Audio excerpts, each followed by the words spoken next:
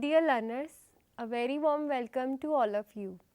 In previous session on microbes in human welfare, we discussed about microbes in organic acids, amino acids, organic solvents, in enzymes, etc. In this session, we will discuss microbes as pollution control agents for sewage treatment in detail, Ganga Action Plan, Yamuna Plan and energy production, that is biogas. Microbes play a very important role in our life. There are many microorganisms which make our life difficult to live in as they cause diseases, not only in human beings but also in other animals and plants. But they have another role in our day-to-day life in which their contribution is more significant to keep us healthy. Now, let us discuss microbes as pollution control agents. Nowadays, we are facing the problem of different environmental pollution. Microorganisms can play an important role for the solution to overcome challenges. Because of their astonishing metabolic activity, microorganisms can survive in all places in the biosphere, in all ranges of environmental conditions. The nutritional capacity of microorganisms is completely varied. So, it is used as bioremediation of environmental pollutants. Currently, microbes are used to clean up pollution treatment in processes that is known as bioremediation. Bioremediation uses microorganisms to reduce pollution through the biological degradation of pollutants into non-toxic substances. Bioremediation is a biological mechanism of recycling waste into another form that can be used and reused by other organisms. Bioremediation is highly involved in degradation, eradication, altering, immobilization or detoxification of diverse chemical, waste and physical hazardous material from the surrounding through the all-inclusive action of bacteria, fungi and plants. The main principle is degrading and transforming pollutants such as hydrocarbon oil, heavy metal, pesticides, dyes and so on, that is carried out by their enzymatic pathways. Metabolizing a variety of materials, compounds to help them generate energy and nutrients to build more cells. So, it has a role to solve many environmental problems. The efficiency of bioremediation depends on many factors including the chemical nature and concentration of pollutants, the physicochemical characteristics of the environment and their availability to microorganisms. Now, let us discuss the role of microbes in sewage treatment. What is sewage? The municipal waste water containing large quantities of human excreta constitutes sewage. In cities and towns, every day a large quantity of sewage is produced. Sewage is generated by residential, institutional, commercial and industrial establishments. It includes household waste, liquid from toilets, baths, showers, kitchens and sinks draining into sewers. In many areas, sewage also includes liquid waste from industry and commerce. What is the sewage composition? Sewage is formed of 99.9% of water and only 0.1% of solid impurities in the form of suspended solids like sand, silt and clay. It constitutes the organic colloidal compounds such as carbohydrates, fats, oil, grease and proteins, mainly from domestic waste. For example, feces, bacteria, cloth, paper and fibers, etc. It also contains dissolved inorganic matter such as nitrates, phosphates of calcium and sodium, etc., mainly from agricultural use. It primarily contains biodegradable organic matter and many types of pathogenic microbes. As only 0.1% of impurities make the sewage unfit for human consumption. Therefore, it is essential to remove these impurities before they are released to the environment into natural water bodies like rivers and streams, because it interferes natural habitats by altering the chemical composition such as pH or oxygen level both directly and indirectly. What is sewage treatment? It is the process of removing contaminants from municipal wastewater containing mainly household sewage plus some industrial wastewater. Physical, chemical and biological processes are used to remove contaminants and produce treated wastewater or treated effluent that is safe enough for release into the environment.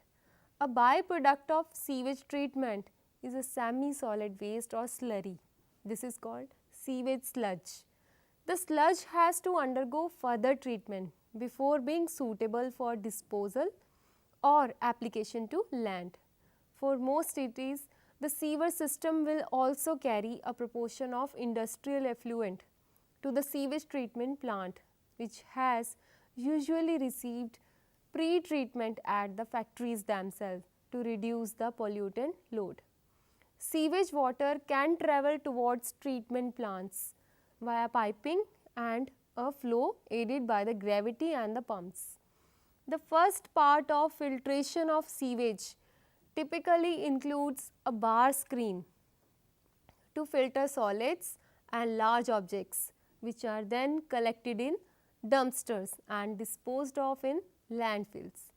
Fat and grease is also removed before the primary treatment of sewage. Industrial wastewater may contain pollutants which cannot be removed by conventional sewage treatment. Also, variable flow of industrial waste associated with production cycles may upset the population dynamics of biological treatment units, such as the activated sludge process.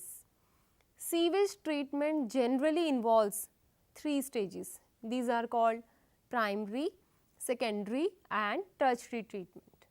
Before going to first stage, that is the primary treatment, the sewage is required a pre-treatment step in which the large objects are separated out from it. What is pre-treatment? The pre-treatment removes all materials that can be easily collected from the raw sewage before they damage or clog the pumps and sewage lines of primary treatment clarifiers. Objects commonly removed during pre-treatment includes trash, tree limbs, leaves, branches and other large objects. The influent in sewage water passes through a bar screen to remove all large objects like cans, rags, sticks, plastic packets, etc. These are carried in the sewage stream. This is most commonly done with an automated mechanically rigged bar screen in modern plants serving large populations, while in smaller or less modern plants a manually cleaned screen may be used. The solids are collected and later disposed of in a landfill or incinerated. Pre-treatment may include a sand or a grit channel or chamber where the velocity of the incoming sewage is adjusted to allow the settlement of sand and grit.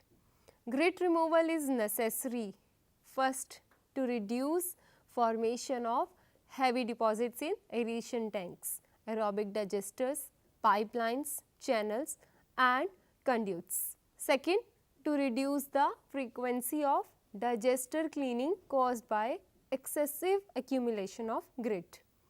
Third, to protect moving mechanical equipment from abrasion and accompanying abnormal wear.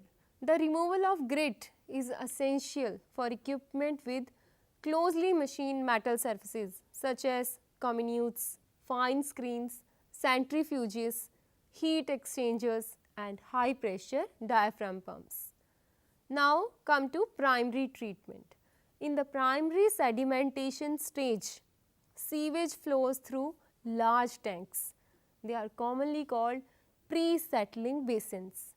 The primary sedimentation tanks or primary clarifiers. The tanks are used to settle sludge with grease and oil rise to the surface and skimmed off. Mechanical screening and sedimentation of undissolved and stable solids like polythene bags and other objects, large lump of organic matter, salt and slit is done. Primary settling tanks are usually equipped with mechanically driven scrapers that continually drive the collected sludge towards a hopper in the base of the tank, where it is pumped to sludge treatment facilities. The sewage is passed through mesh screens of successively smaller pore sizes. Finally, the sewage is passed into the primary settling tank, where most of the suspended particles settle down to form the primary sludge, where the supernatant from effluent. It fails to remove any dissolved substances in water. It does not remove the pathogens. Next is microbial processes. The microbial processes can be categorized into aerobic and anaerobic. First is aerobic. After primary treatment, liquid and solid phases are physically separated. The liquid phase is treated with aeration to allow aerobic degradation of the nutrients. The two important microbial processes at this stage are nitrification and phosphorus removal. Nitrification, it occurs in two discrete steps. First of all, ammonium is oxidized to nitrite by Nitrosomonas species, and nitrite is further oxidized to nitrate by Nitrobacter species. Next step is phosphorus removal. It can occur biologically by the process of enhanced biological phosphorus removal. The process is demonstrated by the cell taking up phosphorus within their cell and biomass is filtered. Next come to anaerobic. In the liquid component of sewage, denitrifying bacteria reduce nitrate to dinitrogen gas, which liberates nitrate from the sewage. The solid component of the sewage separated in primary treatment is fermented by bacteria anaerobically. Next step is secondary treatment or biological treatment. Secondary treatment is designed to substantially degrade the biological content of the sewage, which is derived from the human waste, food waste, soaps and detergent. The majority of municipal plants treat the settled sewage liquor using aerobic biological processes. To be effective, the biota require both oxygen and food to live. The bacteria and protozoa consume biodegradable soluble organic contaminants, for example, sugars, fats, organic short chain carbon molecules, and bind much to the less soluble fractions into flocks. The suspended growth system include activated sludge, where the biomass is mixed with the sewage and can be operated in a smaller space than tickling filters that treat the same amount of water. Effluent of primary treatment is brought in contact with the oxygen and aerobic microbes in an oxidation tank. Microorganisms break the organic matter into harmless materials such as carbon dioxide and water.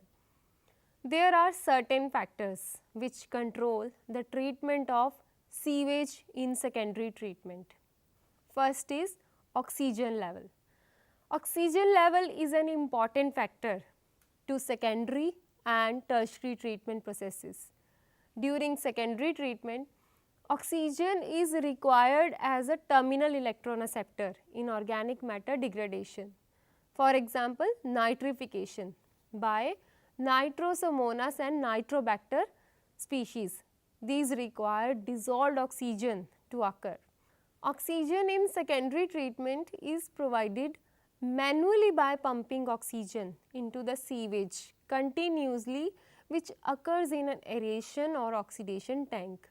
In the aeration tank, the bacteria multiply rapidly and form masses along with fungal filaments to form aggregates. These are called flocks. The flocks are formed of bacteria and filamentous fungi, yeast and protozoans, which are held together by slime and fungal hyphae to form a mesh-like structure. These flocks sediment at the bottom of the tank and is called activated sludge. This process is also called aerobic, but it depends on the diffusion of oxygen because most organic matter has been degraded by the secondary treatment. Next factor is pH. Acidity plays a crucial role in the breakdown of organic matter because pH affects the solubility of compounds, which indirectly affect the accessibility by bacteria. Also, bacteria responsible for organic matter degradation are sensitive to the pH of the environment. Extremely high or low pH levels are able to kill bacteria. Deposition of organic matter occurs due to lack of degradation. Hence, the pH of sewage treatment is controlled to be around 7. Next factor is temperature. The effect of temperature is influential for secondary treatment, but it is not important in primary treatment. Bacterial growth is sensitive to temperature because high temperature can increase the fluidity of phospholipid bilayer, which leads to cell lysis. However, bacteria are known to have higher enzymatic activity at higher temperature because of increased thermal energy. Next factor is nutrients availability. There are lot of nutrients available in the sewage because of human waste and agricultural runoff. Bacteria can harvest the electron from organic matter and transfer it to a terminal electron acceptor, which results in the breakdown of organic matter and energy conservation. The commonly used bacteria are Clostridium coliform, Pseudomonas and Micrococcus, etc. The microorganisms reduce the amount of organic matter and thus reduce the biological or the biochemical oxygen demand, or known as BOD. BOD is the amount of oxygen required by the aerobic microbes to decompose the organic compounds in a sample of water. It is a measure of organic pollutants in the wastewater. The greater is the BOD of the wastewater, more is the amount of organic matter in the water and more it is polluted. The wastewater having a high amount of organic waste has high BOD because the microbes require more oxygen to decompose them. Therefore, BOD has a direct relationship with the organic waste while has an inverse relationship with dissolved oxygen. A sharp decline of dissolved oxygen in water causes increased fish mortality. A part of activated sludge is pumped back into the aeration tank to serve as the inoculums, while the remaining major part of the sludge is pumped into anaerobic sludge digesters for anaerobic microbial decomposition and the production of biogas. The bacteria are able to decompose most of the organic matter, while algae provide oxygen to these decomposers. The spent sludge of anaerobic sludge digester can be used as manure or part of the compost. but the water still carries a large amount of nitrates and phosphates, etc. Now next come to tertiary treatment. Tertiary treatment of effluent involves a series of additional steps after secondary treatment to further reduce organics, turbidity, nitrogen, phosphorus, metals and pathogens. Most processes involve some type of physicochemical treatment such as coagulation, filtration, activated carbon absorption of organics, reverse osmosis and additional disinfection or chlorination, etc. Tertiary treatment of wastewater is practiced for additional protection of wildlife after discharge into the rivers or lakes. Even more commonly, it is performed when the wastewater is to be reused for irrigation, for example, food crops, golf courses, for recreational purposes, for example, lakes, estuaries or for drinking water. Now come to Yamuna Action Plan.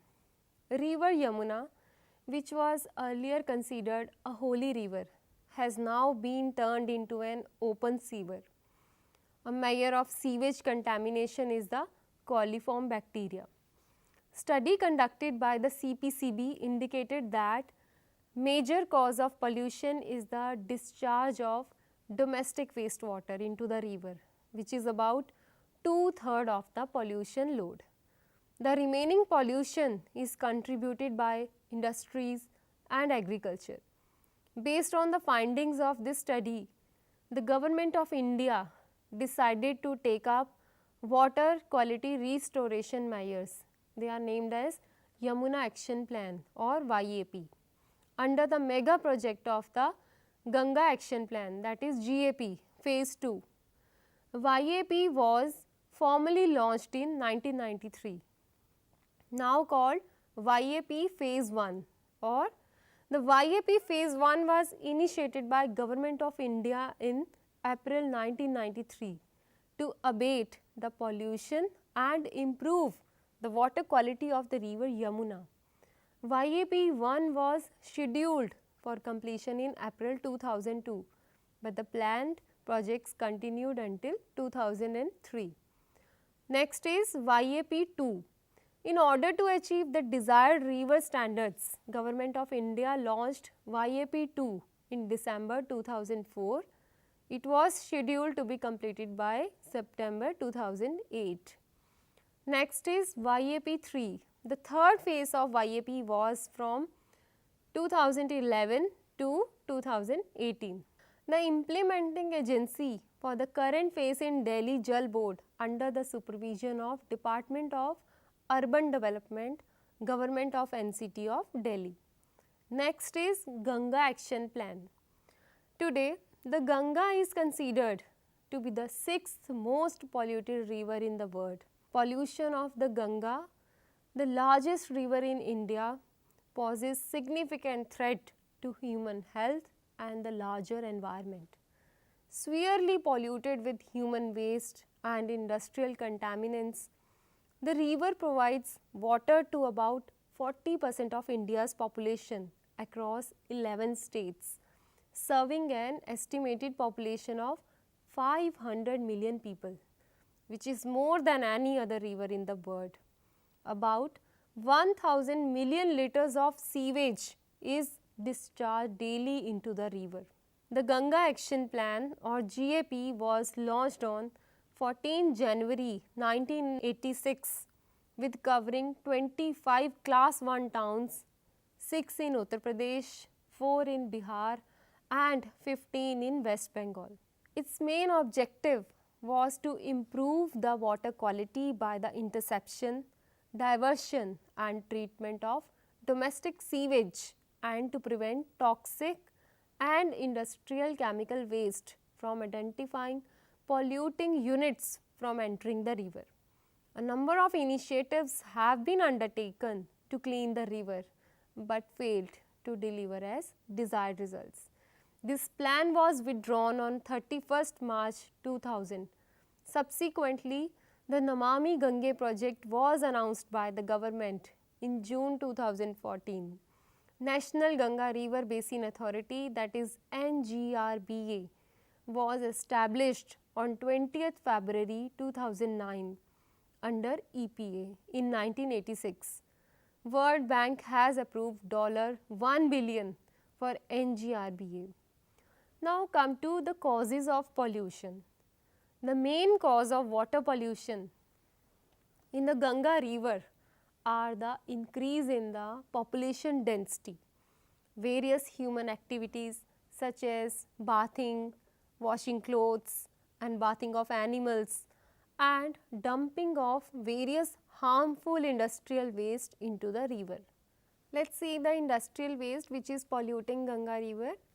Because of the establishment of large number of industrial cities on the bank of the Ganga like Kanpur, Prayagraj, Varanasi and Patna, countless tanneries, chemical plants, textile mills, distilleries, slaughterhouses and hospital prosper and grow along this and contribute to the pollution of the Ganga by dumping untreated waste into it.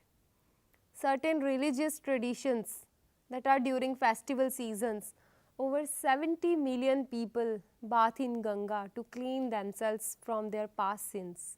Some materials like food, waste or leaves are left in the Ganga, which are also responsible for its pollution.